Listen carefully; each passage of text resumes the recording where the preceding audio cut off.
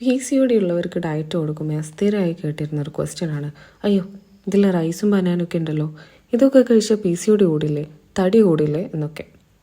അപ്പോഴൊക്കെ ഞാൻ ചിന്തിക്കാറുണ്ട്, ആരാണ് ഈ പാങ്ങളുടെ തലയിൽ ഇത്രയും വലിയ ഫുഡ് ഫിയർ കയറ്റി വിട്ടതെന്ന്.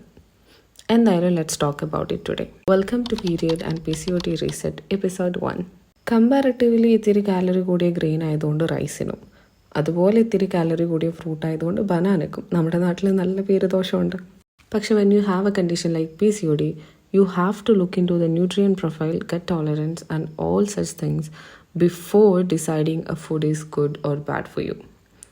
Don't judge a book by its cover എന്ന് പറയില്ലേ, അതുപോലെ ഞാൻ എൻ്റെ ക്ലയൻസിൻ്റെ അടുത്ത് പറയാറുള്ളതാ, don't judge foods based on its calories എന്ന്.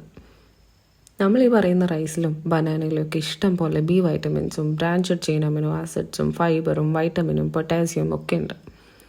അതുകൊണ്ട് തന്നെ these foods are very nutrient dense.